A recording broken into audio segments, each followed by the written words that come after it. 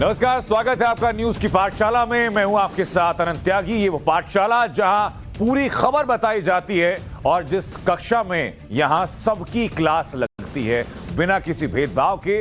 गलती की तो गलत चीजें सामने रखी जाएंगी, सही किया तो बेहतर चीजें सामने रखी जाएंगी। पाठशाला में आज जिन जिन मुद्दों पर बात होगी वो संक्षेप में सिलसिलेवार तरीके से आपके सामने अब हम रख देते हैं।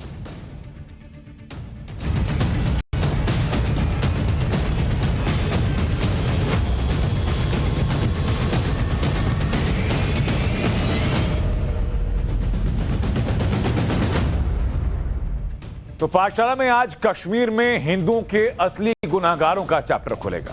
आपको बताएंगे कि क्या कश्मीर में सिर्फ अंसार ही रहेगा, अर्जुन नहीं रहेगा। आपको बताएंगे कि 1990 वाली नहीं, 2022 वाली कश्मीर फाइल्स क्या कहती है, उसके कौन कौन से पन्ने हैं जो आपके लिए देखने जरूरी हैं। पाठशाला में बताएंगे आपको यूक्रेन में पिटे अमेरिका के भारत विरोधी लेक्चर कैसे, पाठशाला में बताएंगे।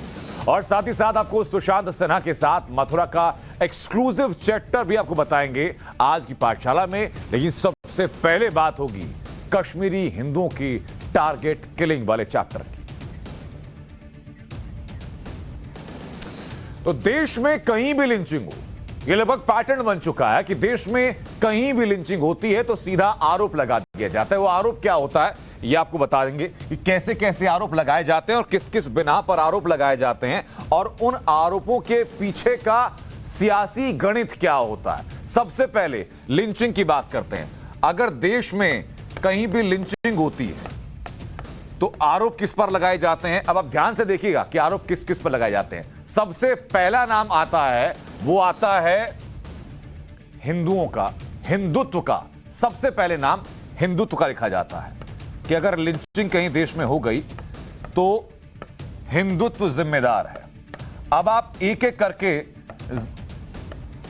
ये पढ़ते रहिएगा और सुनते रहिएगा कि कौन सा जब गुनाह होता है तो आरोप किस पर लिखा जाता है। ये तमाम वो आरोप हैं जो आप एक एक करके आज मेरे साथ पाठशाला में देखने वाले हैं कि क्या गुनाह तो आरोप क्या। पहला गुनाह लिंचिंग की बात हुई तो सबसे पहले आरोप तय कर दिया जाता है, भाई हिंदुत्व जिम्मेदार है। लेकिन कश्मीर में आज की तारीख में जब हिंदुओं की टारगेट किलिंग होती है तो आरोप क्या लगाया जाता है ये देखिए। मैं नई बात शुरू करता हूं आपके साथ यहां पर कि जब कश्मीर में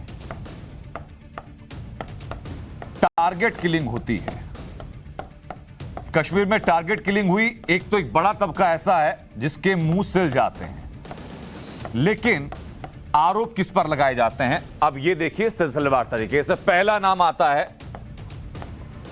पीएम मोदी जिम्मेदार है, पहला आरोप सीधा नाम नहीं दिया जाता।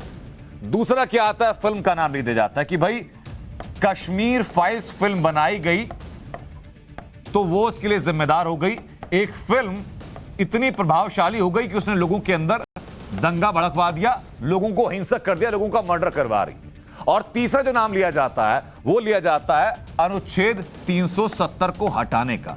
ये तय गिने गिनाए आरोप हैं कि जब भी कश्मीर में टारगेट किलिंग होगी तो जो कथित सेकुलरवादी हैं या इंटेलेक्चुअल क्लास हैं वो ये तीन नाम दे देंगे कि भाई पीएम मोदी जिम्मेदार हैं या फिर कश्मीर फाइल्स फिल्म जिम्मेदार है या 370 का हटना जिम्मेदार है। लेकिन यह कभी नहीं कहा जाता कि कश्मीर में जो हिंदुओं की टारगेट किलिंग की जा रही है उसमें वो लोग भी जिम्मेदार हैं जो आतंकियों को लोकल सपोर्ट देते हैं। 1990 की बात कीजिए, साल 2022 की बात कीजिए, कोई विदेश से नहीं आता, कोई पाकिस्तान से नहीं आता बंदूक चलाने के लिए, वहीं के स्थानीय लोगों का इस्तेमाल किया जाता है। उन लोगों को जिनको वहां के बाकी स्थानीय लोग जानते हैं तो क्या वो आतंकियों को सपोर्ट नहीं करते, उनकी जिम्मेदारी की कोई बात क्यों नहीं करता। आतंकियों से जो लोग हमदर्दी जताते हैं, जो आतंकियों के मानवाधिकार की बात करते हैं, उनकी बात कोई क्यों नहीं करता। कश्मीर में जो लोग जिहादी सोच का समर्थन करते हैं क्या वो जिम्मेदार नहीं है अगर कश्मीर के अंदर टारगेट किलिंग होती है। ये एक तरफा सोच रखी जाती है, एक तरफा बातें की जाती हैं, लेकिन ना उनकी कोई बात करेगा जो आतंकवाद को समर्थन करते हैं, ना उनकी कोई बात करेगा जो जिहाद को समर्थन करते हैं, ना उनकी कोई बात करेगा जो लोकल लेवल पर जान रहे होते हैं, पहचान रहे होते हैं कि कौन है हत्यारा, लेकिन नाम नहीं ली जाती।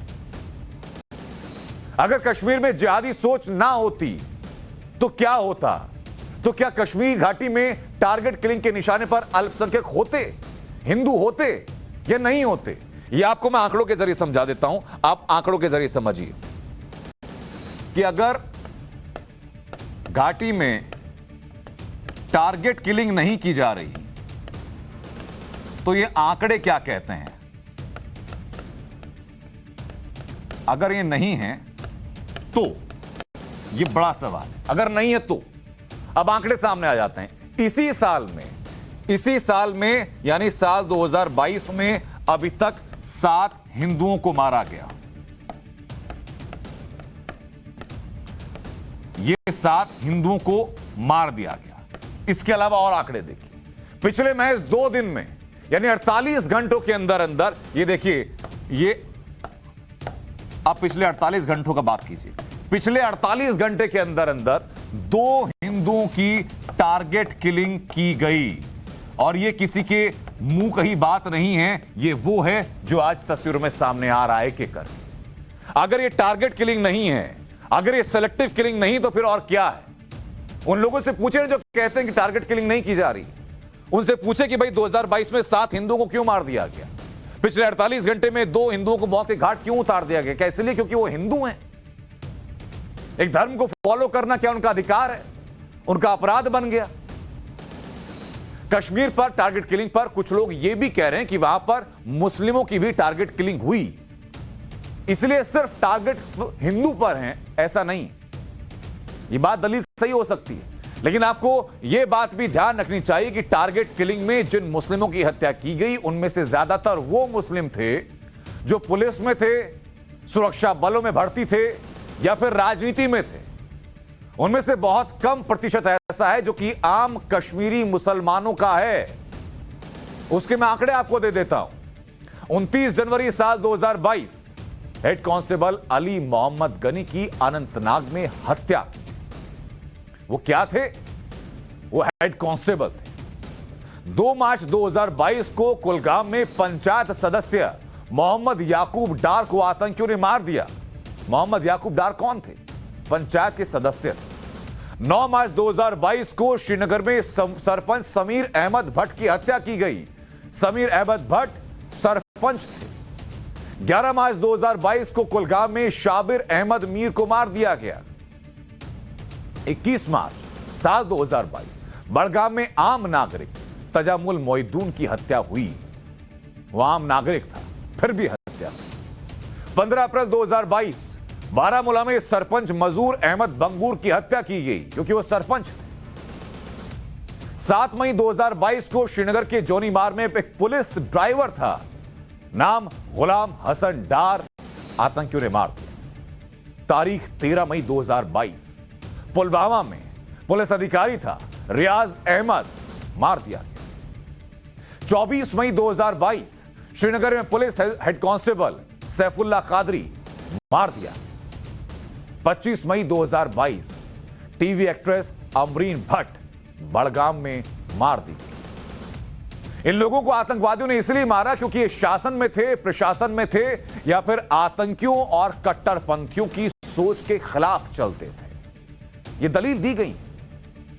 लेकिन जिन कश्मीरी हिंदुओं की टारगेट किलिंग हुई उन्हें तो सिर्फ उनके धर्म के आधार पर मार दिया गया, क्योंकि वो हिंदू धर्म के अनुयायी थे, इसलिए मार दिया गया। और इसी वजह से कश्मीर घाटी में रहने वाले हिंदू डर रहे हैं और आतंकी उम्मीद कर रहे हैं कि खौफ का ऐसा ही साया अगर वो लगातार चलाते रहेंगे तो घाटी में रहने वाले हिंदू डर कर भाग जाएंगे। यानी एक तरफ आतंकवादी उन लोगों की हत्या कर रहे थे जो सरकार में थे, प्रशासन में थे या सुरक्षा बल थे, और दूसरी तरफ धर्म के आधार पर उन लोगों की हत्या की जा रही थी जो कि हिंदू हैं। अभी कल ही कश्मीर में बैंक मैनेजर विजय कुमार की हत्या कर दी गई। विजय कुमार राजस्थान के रहने वाले थे और सिर्फ 29 साल के थे, राजस्थान के रहने वाले थे। पिता टीचर, 4 महीने पहले शादी हुई थी। मार्च 2019 से विजय कुमार कश्मीर में बैंक में काम कर रहे थे। 2019 से सोचिए, 3 दिन पहले ही विजय कुमार की पोस्टिंग कुलगाम के एक बैंक में हुई थी।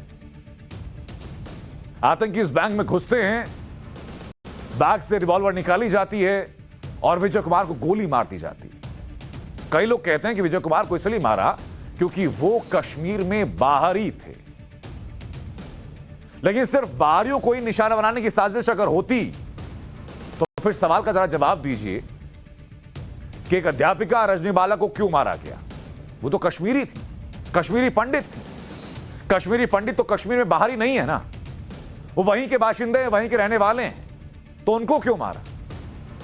सीधा मतलब यही है कि ना बाहरी ना कश्मीरी, बल्कि असली निशाना सिर्फ हिंदू है। जो हिंदू धर्म को मानते हैं वो लोग आतंकियों का निशाना है। रजनी बाला को भी इसलिए मारा गया, क्योंकि इसलिए नहीं क्योंकि वो कश्मीरी हैं या वो अध्यापिका थी, क्योंकि वो हिंदू थी इसलिए मारा गया। रजनी बाला सांबा की रहने वाली थी और कुलगाम के एक सरकारी हाई स्कूल में टीचर थी। 36 साल उम्र थी और पॉइंट ब्लैंक रेंज से आतंकियों ने रजनी बाला के सर पर गोली मारी। 1990 के पलायन में रजनी बाला ने भी कश्मीर घाटी को छोड़ दिया था। 27 साल के लंबे वक्त के बाद कश्मीर लौटी थी। पिछले 5 साल से स्कूल में पढ़ा रही थी और रोजाना 10 किलोमीटर पैदल चल करके स्कूल जाती थी रजनी बाला। एक गुनाह था कि वो हिंदू है। कश्मीर में जिहादी आतंक की सोच को बाहरी या कश्मीरी से मतलब बिल्कुल नहीं है। वो सिर्फ ये देख रहे हैं कि कौन हिंदू है और कौन हिंदू नहीं है, कौन ऐसा है जो गैर हिंदू है, मुसलमान भी है, तो कौन उसकी सोच से मेल नहीं खाता। जिसको सोच से मेल खाता हुआ नहीं देखते, मार देते। जो हिंदू है उसकी सेलेक्टिव टारगेटिंग किलिंग की जाती है। कल ही जब दिन में बैंक मैनेजर विजय कुमार को कुलगाम में गोली मारी गई तो यह बात सामने आ चुकी थी। शाम में दिलखुश कुमार नाम के एक मजदूर की हत्या भी की गई थी उसी दिन, जो बड़गाम में ईंट के भट्टे में काम करता था। 17 साल का था दिलखुश। बिहार के अररिया का रहने वाला था और कश्मीर में मजदूरी करके किसी तरीके से अपना घर चलाता था। उम्र महज 17 साल। यानी एक और हिंदू और एक और व्यक्ति की टारगेट किलिंग की गई। यह टारगेट किलिंग शब्द को आप याद रखिए, क्योंकि यही इस वक्त हो रहा है। जो आतंकी कर रहे हैं वो सोच कर रही है जो कि हिंदुओं के खिलाफ खड़ी होने की कोशिश कर रही है। और उन कश्मीरी हिंदुओं को तो खास तौर पर निशाना बनाया जा रहा है जिन्होंने पलायन के बरसों बाद कश्मीर में वापस लौटने की हिम्मत दिखाई, जज्बा दिखाया और लौटे। पिछले महीने 12 मई को बड़गाम में आतंकियों ने कश्मीरी पंडित राहुल भट्ट की हत्या कर दी। 35 साल के राहुल भट्ट बड़गाम में प्रवासी कश्मीरी पंडितों को दिए गए स्पेशल पैकेज के तहत तैनात वहां किए गए थे। राहुल भट्ट बड़गाम में तहसील ऑफिस में काम करते थे। 12 मई को शाम में करीब 4:30 बजे 2 आतंकी ऑफिस के अंदर घुसते हैं और राहुल भट्ट को गोली मार दी जाती। जिस वक्त राहुल भट्ट को गोली मारी गई उस वक्त ऑफिस कर्मचारियों से भरा हुआ था, लेकिन आतंकियों ने सिर्फ एक को निशाना बनाया।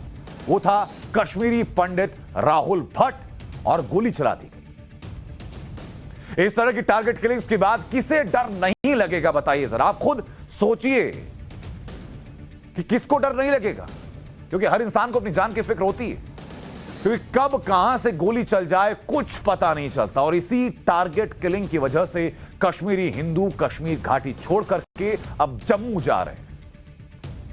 यह आंकड़ा अभी तक सामने आ चुका कि हाल ही के दिनों में घाटी से अब तक 30 से 40 कश्मीरी हिंदू परिवार पलायन करके जम्मू पहुंच चुके हैं। बड़े पैमाने पर हिंदू पलायन की कोशिश में लगे हैं। सरकार ने विजय कुमार की हत्या के बाद एक एडवाइजरी जारी कर दी और एडवाइजरी जारी करके बैंक में काम करने वाले हिंदू अल्पसंख्यकों की सुरक्षा सुनिश्चित करने के लिए कहा है। लेकिन आज जब इस तरह की स्थिति है 2022 में, जहां एक स्थायी सरकार है, सुरक्षा बलों को फ्री हैंड है, मीडिया खुलकर बोलती है, लेकिन सोचिए कि 1990 के दौर में क्या हुआ होगा, जिसके बारे में जब बात की जाती है या फिर कश्मीर फाइल जैसी जब फिल्म बनती हैं तो लोग सहर जाते हैं। और कुछ लोग ऐसे होते हैं जो उस फिल्म को प्रोपेगेंडा बताते हैं और झूठा बता देते हैं। कश्मीर का सच यही है कि वहां पर हिंदुओं और दूसरे अल्पसंख्यकों की टारगेट किलिंग होती है। पिछले कुछ वक्त से फिर हिंसा का वही ट्रेंड चलने लगा है, यह सच है। पिछले महीने 17 मई को बारामूला में आतंकियों ने दुकान पर ग्रेनेड से हमला किया था। आतंकियों के इस हमले में रंजीत सिंह की मौत हो गई थी। रंजीत सिंह कौन थे? रंजीत सिंह जम्मू के राजौरी जिले के रहने वाले थे। मौत से 13 दिन पहले रंजीत सिंह जम्मू से कमाने के लिए बारामूला गए थे और उनकी हत्या कर दी जाती। अप्रैल में कुलगाम में कश्मीरी हिंदू सतीश कुमार की हत्या की गई। सतीश कुमार की पिछली 3 पीढ़ियां कुलगाम में रह चुकी हैं।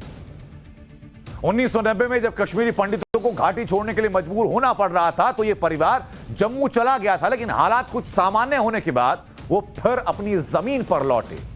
जहां उनके परिवार की जड़ें हैं वहां लौटे, जहां उनका घर है वहां लौटे। सतीश कुमार एक ट्रक ड्राइवर थे। उनके परिवार में मां है, पत्नी और 3 बेटियां हैं। लेकिन परिवार के सामने अब सतीश कुमार कभी नहीं होंगे क्योंकि आतंकियों ने उनकी हत्या कर दी। जिस दिन सतीश कुमार की हत्या हुई उस दिन आतंकी संगठन लश्कर-ए-इस्लामी ने सतीश कुमार के गांव काकरान में एक धमकी भरी चिट्ठी फेंकी जिसमें कश्मीरी पंडितों को घाटी खाली करने के लिए कहा गया था। ठीक लगभग वैसा ऐलान जैसे 1990 के दशक में ऐलान किया जा रहा था कि घाटी को खाली कर दिया जाए। उसी जबान में एक चिट्ठी गांव में फेंक दी गई। लिखा क्या गया, पढ़कर सुनाता हूं आपको। लिखा गया कि काफिरों सावधान, एक एक कर तुम सब मारे जाओगे, हर कश्मीरी पंडित मारा जाएगा। कश्मीर सिर्फ उनके लिए है जो अल्लाह और पैगंबर को मानते हैं। ये चिट्ठी में लिखा गया। चिट्ठी में लिखा गया कि हर कश्मीरी पंडित इस्लामिक कश्मीर के लिए खतरा है। चिट्ठी में लिखा गया कि कुरान में साफ है कि अल्लाह और पैगंबर को नहीं मानने वाले सभी काफिरों को मार देना चाहिए। ये चिट्ठी से धमकियां दी जा रही हैं। ये आज की हालात हैं, ये आज की सच्चाई है, साल 2022 की सच्चाई। कश्मीर में जिहादी आतंक की सोच का ही नतीजा है कि हिंदुओं को निशाना लगातार बनाया जा रहा था और आज भी हिंदुओं को लगातार निशाना बनाया जा रहा है। पिछले साल अक्टूबर में कश्मीरी पंडित माखनलाल बिंद्रू की हत्या कर दी गई थी। 68 साल के थे माखनलाल बिंद्रू। श्रीनगर में पिछले 40 सालों से दवाइयों की दुकान चलाते थे, लोगों की जिंदगियां बचाते थे, बिना यह सोचे कि जिस मरीज के लिए दवाई जा रही है वो हिंदू है, मुसलमान है, किसी और धर्म का। 1990 में जब आतंकियों ने कश्मीरी पंडितों को घाटी छोड़ने के लिए कहा था, उस वक्त भी वो श्रीनगर छोड़कर गए नहीं थे। अपनी जमीन पर टिके हुए थे कि विश्वास के साथ कि बाकी जो लोग हैं वो हाथ में हाथ डालकर साथ खड़े होंगे। 68 साल की जिंदगी वहीं गुजारी, लेकिन जब 5 अक्टूबर को शाम में अपनी दवा दुकान पर बैठे थे, आतंकी वहां पहुंचते हैं और गोली मार देते हैं। माखनलाल बिंद्रू की हत्या के 2 दिन बाद आतंकियों ने एक सिख महिला सुपिंदर कौर की नृशंस हत्या की। सुपिंदर कौर कौन थी? सुपिंदर कौर श्रीनगर के बॉयज हायर सेकेंडरी स्कूल ईदगाह की प्रिंसिपल थी। बच्चों को पढ़ाती थी, उनका भविष्य संवारती थी, बगैर ये देखे, बगैर ये सोचे कि जिस बच्चे को पढ़ा रही हैं वो हिंदू है, मुसलमान है या किसी और धर्म का है। जिस वक्त उनकी हत्या हुई वो स्कूल में पढ़ा रही थी। आतंकी स्कूल में दाखिल होते हैं, सुपिंदर कौर का आई कार्ड चेक करते हैं, नाम देखते हैं, नाम लिखा होता है सुपिंदर कौर, और नाम देख करके गोली मार दी जाती है क्योंकि वो सुपिंदर कौर थी, वो गैर मुस्लिम थी। मुस्लिम लड़कियों की पढ़ाई के लिए सुपिंदर कौर, आपको बता दें कि हर महीने अपनी सैलरी से 20,000 रुपए देती थी कि मुस्लिम लड़कियां आगे बढ़ें, कंधे से कंधा मिलाकर के आगे बढ़ें, अपना हक हासिल करें। और उसी सुपिंदर कौर को उन्हीं बच्चों के सामने आतंकियों ने मौत की घाट उतार दिया। आतंकियों ने सुपिंदर कौर के साथ कश्मीरी पंडित दीपक चंद की भी हत्या की थी। दीपक चंद भी उसी स्कूल में थे और अध्यापक थे। बच्चों का भविष्य संवारना उनका सपना था। आतंकियों ने सुपिंदर कौर की तर्ज पर दीपक चंद के पास पहुंचते, दीपक चंद का आई कार्ड चेक किया जाता, नाम देखा जाता, दीपक चंद नाम देखकर आंखों में आंखें डालकर गोली मार दी जाती। दीपक चंद जम्मू के रहने वाले थे, कोई बाहरी भी नहीं थे। 2019 में प्रधानमंत्री रोजगार स्पेशल पैकेज के तहत उनकी नौकरी इस स्कूल में लगाई गई थी। उनको जिम्मेदारी दी गई थी कि बच्चों का भविष्य संवारिए, उनको तालीम दीजिए। दीपक चंद की हत्या की जिम्मेदारी ली लश्कर के नए आतंकी संगठन द रेजिडेंट्स फ्रंट में। अब आप याद कीजिए कि जब कश्मीर फाइल्स आई थी, जो फिल्म आई थी, तो कहा गया था कि लोगों ने कहा कि फिल्म झूठ है क्योंकि कश्मीर के बहुसंख्यकों ने तो कश्मीरी हिंदुओं को बचाया था, यह दलील दी गई थी। फिल्म में कश्मीरी मुस्लिमों की छवि खराब की गई आरोप लगाया गया। ये सच यही है कि आज भी जब 32 साल बाद फिर 1990 की तरह कश्मीरी हिंदुओं को टारगेट करके मारा जा रहा है तो कश्मीर घाटी में बहुसंख्यक आबादी कोई मजबूत आवाज नहीं उठा रही। होठ लगभग सिले हुए हैं, सब खामोश हैं, देख रहे हैं। आज कश्मीर के बहुसंख्यक आबादी से कोई ये कहने नहीं आ रहा कि तुम पलायन मत करो, हम पहली दीवार बंद करके तुम्हारे साथ खड़े हैं। कोई कहने नहीं आ रहा।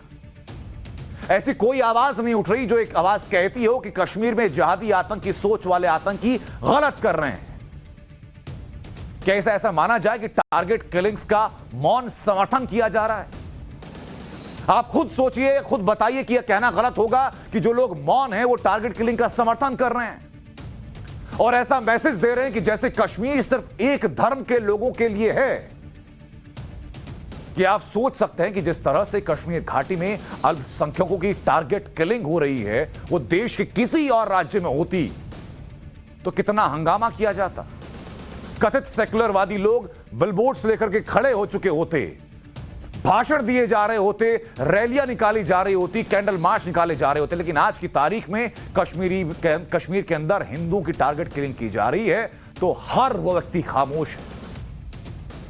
आज सवाल उन लोगों से भी है जो 1990 के प्लान पर कुछ महीनों पहले कश्मीरी हिंदुओं के दर्द का मजाक उड़ा रहे थे और आज अचानक से कश्मीरी हिंदुओं के लिए हमदर्दी जताने लगे।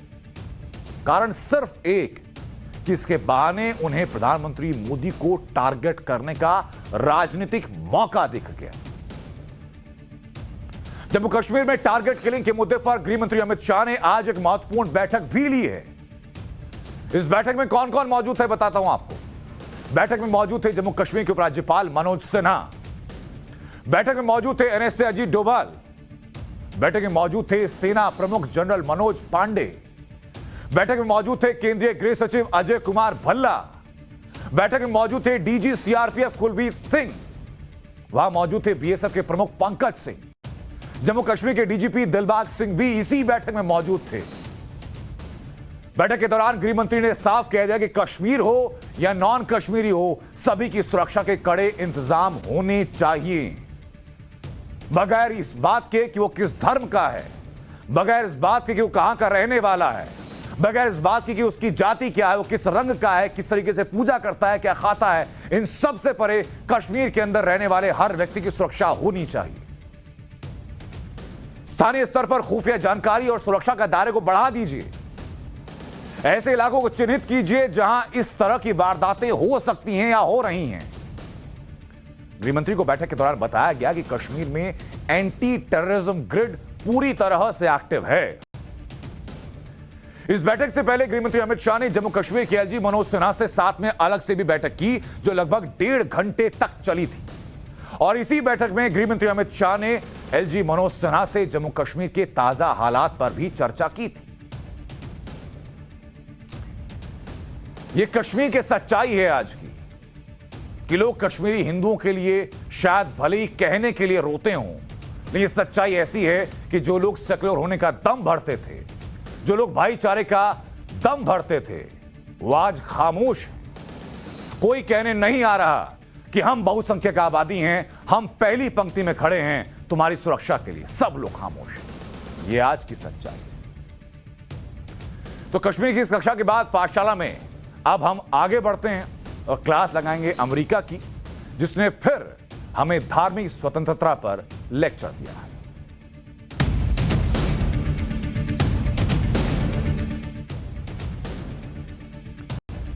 तो जब से बाइडेन में अमेरिका में बाइडेन राष्ट्रपति बने हैं और जब से यूक्रेन युद्ध पर भारत ने अमेरिका की कोई बात नहीं मानी, तब से अमेरिका कभी मानवाधिकार तो कभी धार्मिक स्वतंत्रता की बातें करते करते भारत के खिलाफ एजेंडा चला रहा है। अब एजेंडा क्या समझिए जरा। धार्मिक आजादी पर अमेरिका की एक नई रिपोर्ट आई। इस रिपोर्ट में भी भारत के खिलाफ बहुत कुछ बोला गया, लेकिन अमेरिका के भारत विरोधी एजेंडे वाली इस रिपोर्ट की पोल कैसे खुल गई, उस बात से समझाते हैं आपको। जिस जम्मू कश्मीर में हिंदुओं की टारगेट किलिंग हो रही है, उसके बारे में धार्मिक स्वतंत्रता पर अमेरिकी रिपोर्ट में क्या लिखा गया, यह सुनिए जरा। उसमें लिखा गया कि मुस्लिम बहुल जम्मू कश्मीर में लोगों की आवाजाही पर रोक होने से धार्मिक आजादी पर नकारात्मक असर पड़ा। 18 महीने तक इंटरनेट को बंद कर दिया गया, जिससे धार्मिक आजादी सीमित हो गई। बताइए, यानी सुरक्षा कारणों से आतंकियों के बीच में कोई कनेक्टिविटी ना हो पाए, इंटरनेट बंद किया गया। तो अमेरिका की इस रिपोर्ट लिखने वालों को लगता है कि धार्मिक आजादी पर हमला कर दिया। धार्मिक आजादी पर अमेरिका की रिपोर्ट में भारत को लेकर के कई लेक्चर दिए गए। इन लेक्चर्स में क्या कहा गया, ये मैं आपको बताता हूं, सुनिए जरा। इस रिपोर्ट में दिल्ली दंगे का जिक्र किया गया और लिखा गया कि दंगे में ज्यादातर मुस्लिम मारे गए, मुस्लिम घरों और मुस्लिम बहुल इलाकों में बिजनेस को बर्बाद कर दिया गया। रिपोर्ट में शाहीन बाग का जिक्र किया गया है। कोरोना का बहाना बना करके दिल्ली के शाहीन बाग से मुस्लिम और गैर मुस्लिम महिलाओं को वहां से हटाया गया, जो कि 100 दिन से सीएए के खिलाफ शांतिपूर्ण प्रदर्शन कर रहे थे। अब सीएए का प्रदर्शन क्यों था और कैसे हुआ और कितना शांतिपूर्ण था, यह आप बखूबी जानते हैं। इस रिपोर्ट में भारत के धर्मांतरण विरोधी कानूनों का जिक्र किया गया। जबरन धर्मांतरण की नकली थ्योरी के आधार पर कई राज्यों ने धर्मांतरण विरोधी कानून बनाया। हिंदू राष्ट्रवादी संगठन ने अंतरजातीय विवाह के खिलाफ माहौल बनाया, जिसमें गैर हिंदुओं के खिलाफ हमले और गिरफ्तारियां शामिल हैं। ये सब लिखा गया। इसी रिपोर्ट को आधार बनाकर के अमेरिका के विदेश मंत्री एंटनी ब्लिंकन ने कहा कि भारत में धार्मिक स्थलों पर हमले बढ़े हैं। सुनिए जरा एक बार। Beyond these countries, the report documents how religious freedom and the rights of religious minorities are under threat in communities around the world. For example, in India, the world's largest democracy and home to a great diversity of faiths, we've seen rising attacks on people in places of worship. लेकिन America को इस lecture पर भारत ने भी तुरंत करारा जवाब दिया। विदेश मंत्रालय की तरफ से जारी बयान किया गया और उसमें कहा गया कि धार्मिक आजादी पर अमेरिका की रिपोर्ट गलत तथ्यों पर आधारित है। यह दुर्भाग्यपूर्ण है कि अंतर्राष्ट्रीय संबंधों में भी वोट बैंक पॉलिटिक्स का इस्तेमाल किया जा रहा है। भारत ने जवाब दिया कि हम यह अपील करेंगे कि एक तरफा जानकारी के आधार पर बने विचारों की अनदेखी करनी चाहिए। भारत धार्मिक आजादी और मानवाधिकार के मूल्यों को अहमियत देता है। अमेरिका के साथ हमारी चर्चा में हम लगातार वहां हो रहे रंगभेदी हमले, हथियारों से हिंसा और हेट क्राइम का मुद्दा उठाते रहे। दूसरे देशों की धार्मिक आजादी का विश्लेषण करने वाले अमेरिका का अपना रिपोर्ट कार्ड भी आपको देखना चाहिए और यह रिपोर्ट कार्ड अमेरिका के सामने भी रखा जाना चाहिए कि रिपोर्ट कार्ड अमेरिका का क्या कहता है। पहली रिपोर्ट देखिए। पहला बिंदु क्या है कि रंगभेद के मामले में 45% अफ्रीकन अमेरिकन ये मानते हैं कि उन्हें भेदभाव का सामना करना पड़ता है। यह रंगभेद की बात हो रही है। अब गन कल्चर की बात करते हैं। हर दिन अमेरिका में 53 लोगों की मौत होती है गन कल्चर की वजह से और अमेरिका में 79% मर्डर में गन का ही इस्तेमाल होता है। यह अमेरिका के अंदर गन कल्चर है। अब हेट क्राइम की बात करते हैं। तीसरा पैमाना, साल 2020 में 10,000 लोगों ने हेट क्राइम की शिकायत की। अमेरिका के 37 बड़े राज्यों में हेट क्राइम के जो मामले हैं वो 39% बढ़े हैं। जो अमेरिका यह आरोप लगा रहा है कि मोदी सरकार में अल्पसंख्यकों पर जुल्म हो रहे हैं, उसी अमेरिका के राष्ट्रपति जो बाइडेन ने अभी टोक्यो में हुई क्वाड मीटिंग में पीएम मोदी की तारीफ में कसीदे गढ़े थे और कहा था कि हम दोनों देश मिलकर बहुत कुछ कर सकते हैं। जो बाइडेन ने कहा था कि मैं भारत अमेरिका की साझेदारी को दुनिया में सबसे मजबूत साझेदारी बनाने के लिए प्रतिबद्ध हूं। जो बाइडेन ने कहा था कि दुनिया को बताने के लिए कि लोकतंत्र में कैसे काम होता है, इसके लिए मैं नरेंद्र मोदी का धन्यवाद करता हूं। और वही अमेरिका रिपोर्ट करता है कि भारत के अंदर धार्मिक आजादी नहीं है या भारत के अंदर मानवाधिकार नहीं है, जबकि राष्ट्रपति कहते हैं कुछ और उनके। इसके बावजूद अगर अमेरिका भारत के खिलाफ मानवाधिकार और धार्मिक आजादी की बातें करता है तो इससे अमेरिका की वो चिढ़ साफ दिखती है जिसमें वो यूक्रेन के मामले में भारत के स्टैंड को बदलने में नाकाम रहा। भारत अपने स्टैंड पर बना रहा तमाम दबावों के बावजूद। और आज विदेश मंत्री एस जयशंकर ने भी अमेरिका और यूरोप को सख्त मैसेज दिया। एस जयशंकर ने कहा कि भारत का अमेरिका या चीन के नेतृत्व वाली किसी धुरी या खेमे में शामिल होना जरूरी नहीं है। भारत को अपनी पसंद चुनने का हक है जो भारत के अपने मूल्यों और हितों पर आधारित हो। खेमों में बटे विश्व में हमने हमारी आजादी कायम रखी। यूरोप को इस मानसिकता से बाहर निकलना होगा कि उसकी समस्याएं दुनिया की समस्याएं, लेकिन दुनिया की समस्याएं यूरोप की समस्याएं नहीं है। इस मानसिकता से बाहर निकलना होगा। अगर यूरोप ये चाहता है कि सब इसी तरह से मैनेज हो कि उसकी अर्थव्यवस्था पर भयानक असर ना पड़े, तो ये आजादी यूरोप को दूसरों को भी देनी पड़ेगी। अमेरिका और यूरोप की भारत से चिढ़ इस बात से समझी जा सकती है कि उन्होंने यूक्रेन को भर भर के हथियार दिए और अभी भी हथियारों की खूब सप्लाई हो रही है। लेकिन यूक्रेन युद्ध के 100 दिन अब तक क्या होता है? अब तक हुआ यह कि यूक्रेन के 20% हिस्से पर पूरी तरह से रूस का कब्जा हो चुका है। यूक्रेन का इंडस्ट्रियल हब खार्किव रूस के कंट्रोल में है। यूक्रेन के अहम पोर्ट्स और शिपिंग रूस के कब्जे में है।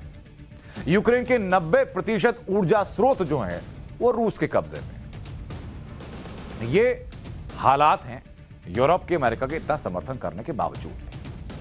अब अगले अध्याय की बात करते हैं और पाठशाला में मथुरा का एक्सक्लूसिव चैप्टर आपको दिखाते हैं सुशांत सिन्हा के साथ।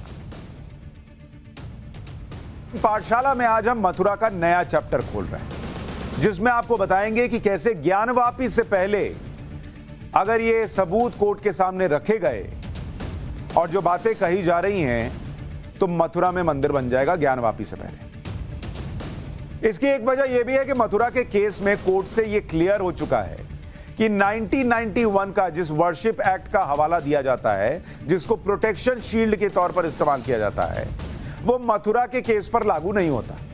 तो पहले तो वो अड़ंगा पहले ही हट चुका है। लेकिन वो सबूत क्या है जो ज्ञानवापी से पहले मथुरा में मंदिर बनवाएंगे? आज मथुरा के चैप्टर में आपको उनके बारे में बताऊंगा। इससे पहले मथुरा का जो चैप्टर हमने आपको दिखाया था, उसमें मैंने आपको बताया था कि जब मुगल बादशाह औरंगजेब ने 1669 में काशी विश्वनाथ समेत सभी मंदिरों को तोड़ने का फरमान दिया, तो उसके एक साल के बाद यानी 1670 में औरंगजेब ने मथुरा के मंदिरों को तोड़ने का अलग से फरमान दिया। यानी 1669 में काशी विश्वनाथ का मंदिर टूटा और 1670 में एक साल बाद मथुरा का मंदिर तोड़वाया गया और उसी औरंगजेब ने तोड़वाया। इसके बाद मथुरा में कृष्ण जन्म स्थान पर बने प्राचीन मंदिर की लोकेशन पर ईदगाह मस्जिद बनाई गई, यह भी कहा गया। अब इसके आगे के बारे में आपको बताता हूं। 1670 से अब हम चलते हैं 1707 पर, जब औरंगजेब की मौत हो गई और उसके बाद 1777 में मराठा शासकों ने गोवर्धन के युद्ध में जीत हासिल करके आगरा और मथुरा ये दोनों अपने कंट्रोल में ले लिया। मराठा शासकों ने कृष्ण जन्म स्थान के प्राचीन मंदिर समेत पूरे जो कटरा केशवदेव इलाका है उसकी जमीन को नजुल यानी सरकारी जमीन घोषित कर दिया। पूरी जमीन को। मराठा शासन के समय ईदगाह मस्जिद में अजान देने वाला जो मुअज्जिन होता है वो भी ईदगाह मस्जिद छोड़कर चला गया, दूसरी जगह चला गया। उसको पता है ये सरकारी जमीन हो गई, दिक्कतें आ सकती हैं, तो चल। अंग्रेजों की ईस्ट इंडिया कंपनी ने लॉर्ड लेक के नेतृत्व में मराठा शासक दौलत राव सिंधिया को हरा दिया और मथुरा का शासक कौन बन गए? अंग्रेज बन गए। और ये कब की बात बता रहा हूं? 1803 की बात बता रहा हूं। यानी 1777 में मराठा और उसके बाद 1803 में अंग्रेजों के पास मथुरा चला गया। लेकिन मथुरा का शासन अंग्रेजों को मिलने के बाद भी कटरा केशव देव की जमीन, जिसे सरकारी जमीन घोषित किया गया था मराठाओं के वक्त, वो सरकारी जमीन के तौर पर ही बनी रही। मथुरा को जीतने के 12 साल बाद अंग्रेजों ने कटरा केशव देव की जमीन की नीलामी करी। यानी 1803 में जीता और उसके बाद 1815 में जमीन की नीलामी अंग्रेजों ने की। 1815 में कटरा केशव देव की 13.37 एकड़ जमीन बनारस के राजा पटनीमल ने नीलामी में खरीदी। यह वही जमीन है जिसको लेकर अभी केस चल रहा है। तो वो 1815 में राजा पटनीमल ने जमीन को खरीदा था, यह डॉक्यूमेंटेड है।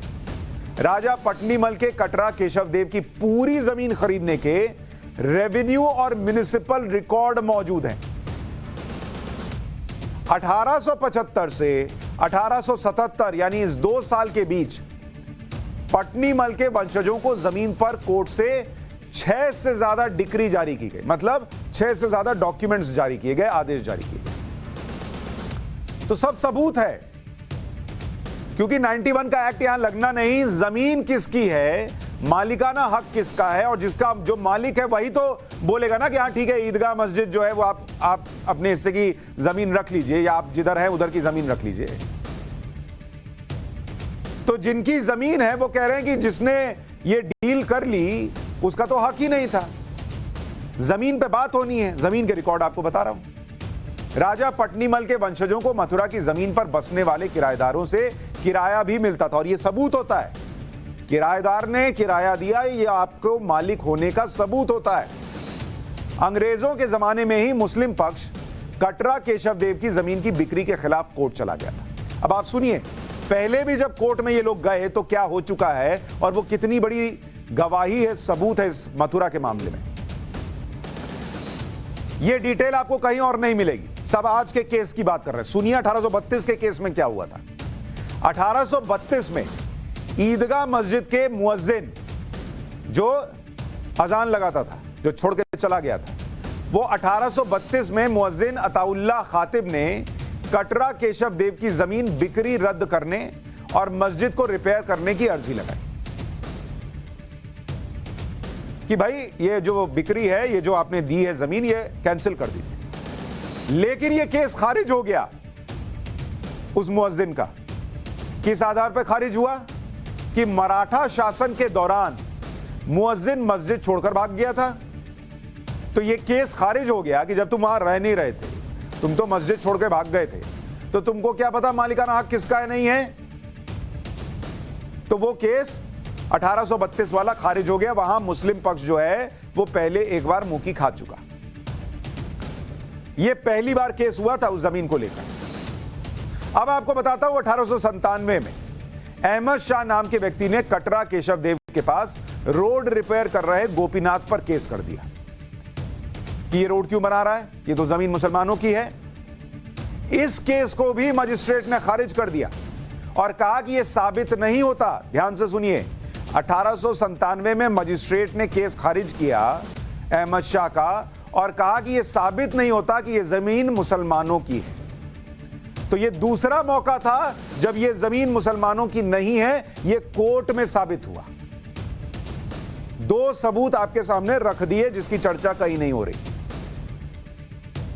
मथुरा विवाद में तीसरा केस आया, और यह कब आया? यह आया 1920 में, जब अंजुमन इस्लामिया के सचिव काजी मोहम्मद अमीर ने कोर्ट में अर्जी दी कि मस्जिद की परिधि में कुछ पुराने अवशेषों पर पुजारी प्रहलाद नाम के व्यक्ति ने मंदिर बनाना शुरू किया, और क्योंकि यह जमीन मुसलमानों की है और उनके अधिकार में है, इसलिए यहां बने मंदिर के हिस्से को गिरा दिया जाए। इस केस के फैसले में जज थे एच.जी. हार्पर।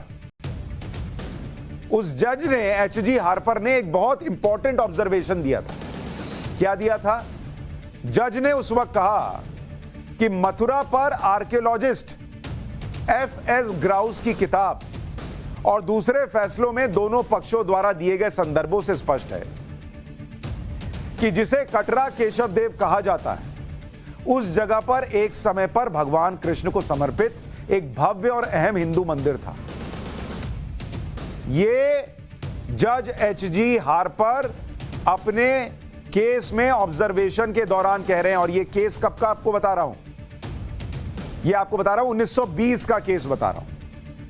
जज ऑब्जर्वेशन में कह रहे हैं कि वहां पर आर्कियोलॉजिस्ट की किताब में लिखा हुआ है, उसके आधार पर, और जो पिछले केसेस है, और उस किताब के बारे में आपको अभी आगे बताऊंगा, कि वहां भगवान कृष्ण को समर्पित एक भव्य और अहम हिंदू मंदिर था। औरंगजेब ने इस मंदिर को तोड़ा और यहां पर बहुत बड़ी मस्जिद बनवा दी। ये जज ने कहा है। ये मस्जिद आज भी खड़ी है और मुसलमान यहां ईद की नमाज के लिए इस्तेमाल करते हैं। ये मस्जिद मंदिर के नींव के हिस्सों पर खड़ी है, जो कि आज भी साफ दिखता है। मस्जिद के चारों तरफ अचानक ढलान है।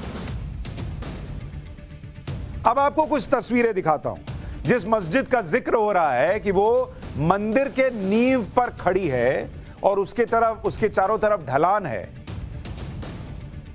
ये 1949 की तस्वीर आपको दिखा रहा हूं, और अगर आप देखेंगे इस तस्वीर को, अगर आप देखेंगे, आपको यहां दिखेगा, देखिए, ये यहां आपको मस्जिद दिख रही है, ये मस्जिद दिख रही है। ये जो नीचे का हिस्सा कहा जा रहा है, यह कहा जा रहा है कि यह मंदिर का बेस है। अचानक से आपको यहां ढलान दिख रही है। जो जज ने अपने फैसले में कहा था कि यह मस्जिद जो है उसके आसपास ढलान है और यह मंदिर के बेस पर बनी हुई है और इसे औरंगजेब ने तोड़कर कृष्ण मंदिर वहां मस्जिद बनाई थी, वो जो बातें कही गई वो यहां साफ उस ईदगाह मस्जिद में नजर आ रही है। और यहां अगर आप देखेंगे कटरा केशव देव का बोर्ड भी लगा हुआ है, तो वो भी चीज है। तो तस्वीर 1949 की यह तस्वीर है, यह भी बहुत कुछ कहती है। जब एच.जी. हार्पर ने अपने ऑब्जर्वेशन में जिक्र किया था कि मथुरा में मंदिर की नींव पर मस्जिद खड़ी है, वो तस्वीर आपको दिखा रहा हूं। यह तस्वीर, इसमें मंदिर के नींव पर खड़ी मस्जिद के चारों तरफ ढलान सब दिख रहा है। लेफ्ट साइड में बोर्ड दिखता है जिस पर केशव देव राय लिखा है। 1949 की तस्वीर है। मस्जिद को शाही ईदगाह मस्जिद कहा जाता है। इसी मस्जिद को 1920 के इस केस में ब्रिटिश जज ने यह निष्कर्ष निकाला था कि जिस जमीन पर मस्जिद बनी है वो कम से कम 100 साल पहले राजा पटनीमल और उनके परिवार के नाम पर थी, इसलिए कोई अन्य पक्ष इस जमीन के मालिकाना हक पर दावा कर ही नहीं सकता। मुस्लिम पक्ष के दावे को खारिज करते हुए कोर्ट ने यह भी कहा था कि मस्जिद की परिधि में कोई नया मंदिर बनाने की कोशिश नहीं हुई। विवादित जमीन पर सालों से मंदिर था, इसलिए जो मंदिर बनाया जा रहा है कि वो मस्जिद की जमीन पर नहीं बनाया जा रहा, इसलिए केस खारिज किया जाता है। तो ये तीसरा केस था 1920 में जो मुस्लिम पक्ष हार गया। तीन केस हारे और तीनों में एक ही बात कि यहां मंदिर था, यह मस्जिद मंदिर तोड़कर बनी और यह जमीन किसकी है, मालिकाना हक मस्जिद के पास नहीं है, केशव देव राय के पास है। 3 केस आपको बता दिए, सबूत हैं ये, सबूत। अब आपको बताता हूं कि वहां कैसा मंदिर था, फिर कुछ और सबूतों पर आऊंगा, क्योंकि मंदिर की बात तो हो रही है।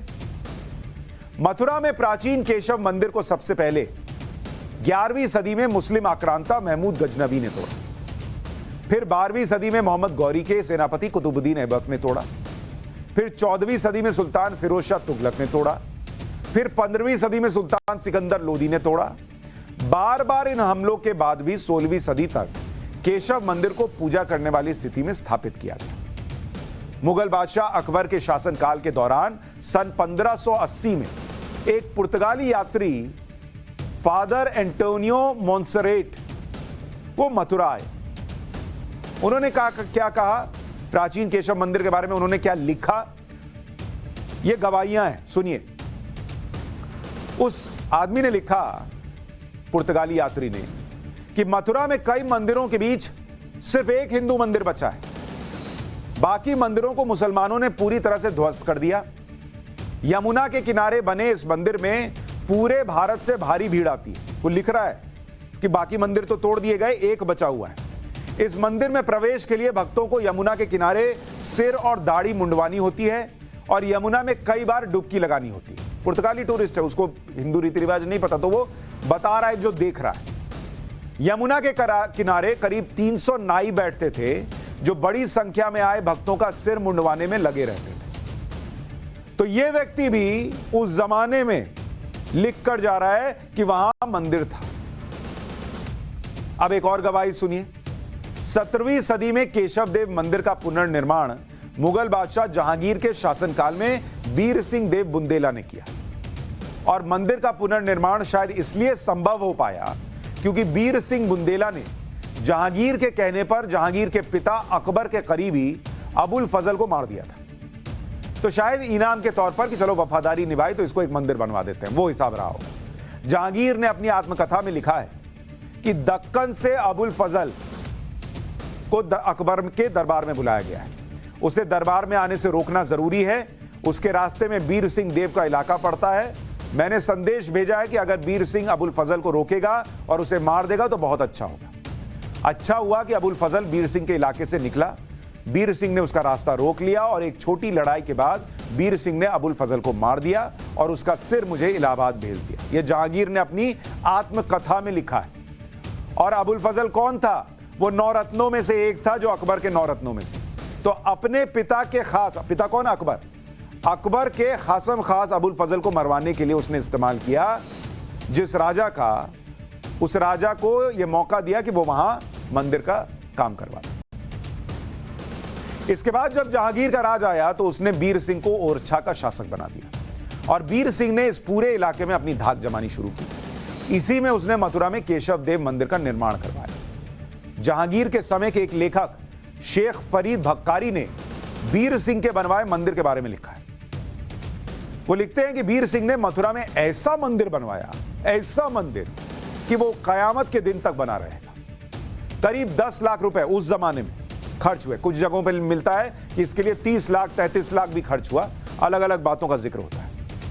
कई बार उसने अपने वजन के बराबर सोना तौल कर दिया। एक बार 1000 सिक्के और 1000 चांदी के लोटे ब्राह्मणों को दिए।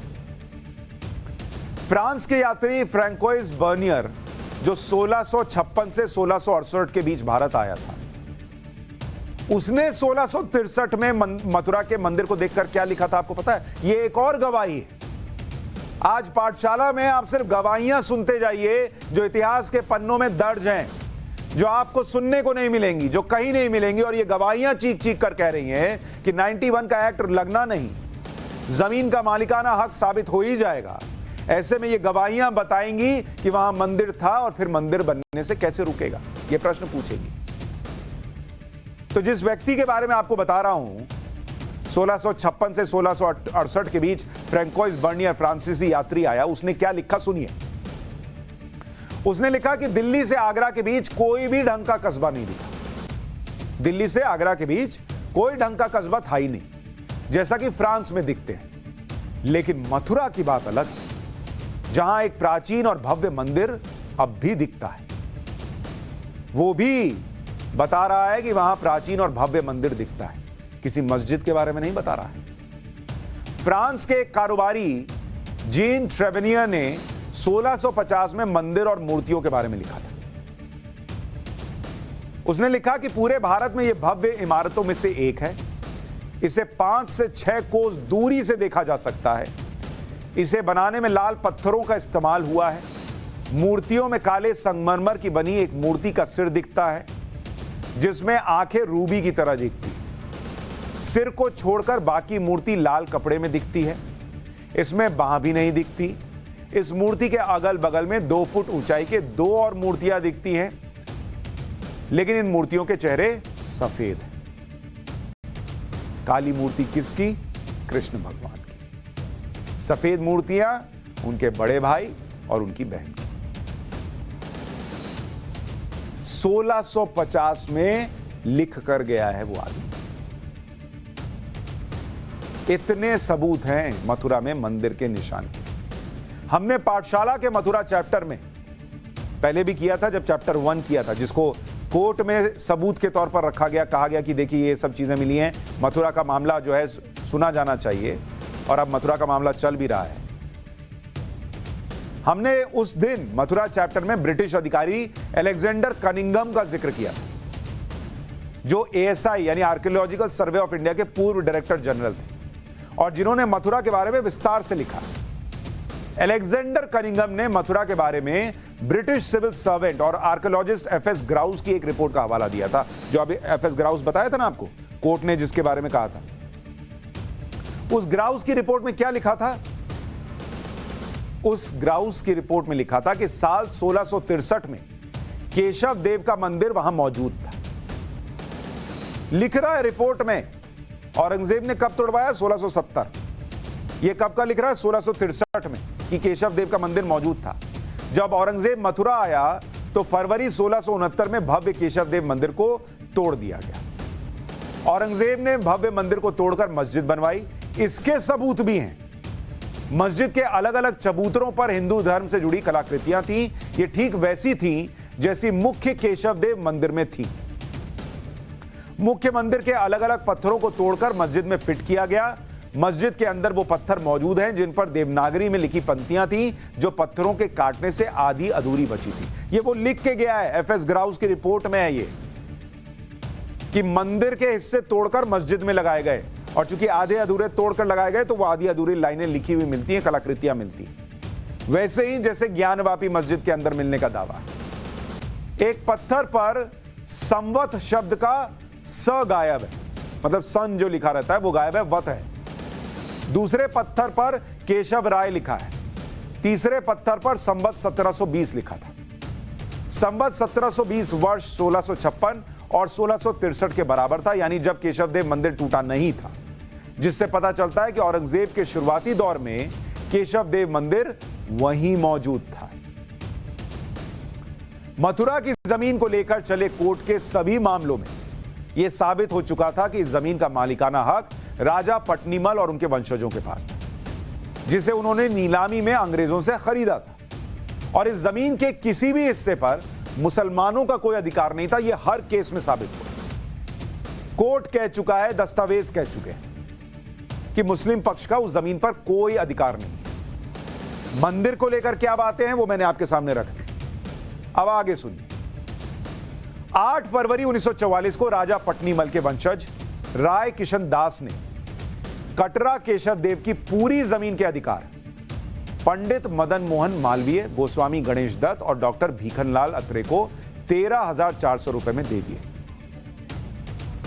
8 फरवरी 1944 के जमीन सौदे के खिलाफ मस्जिद ईदगाह ट्रस्ट ने 1946 में पंडित मदन मोहन मालवीय और अन्य के खिलाफ सिविल केस फाइल कर दिया, लेकिन यह केस भी खारिज हो गया। जब ईदगाह ट्रस्ट का केस खारिज हुआ, उसके बाद क्या हुआ अब आपको यह बताता हूं। कटरा केशव देव की जमीन के असली खरीदार सेठ जुगल किशोर बिड़ला थे, जिन्होंने श्री कृष्ण जन्मभूमि ट्रस्ट का गठन किया।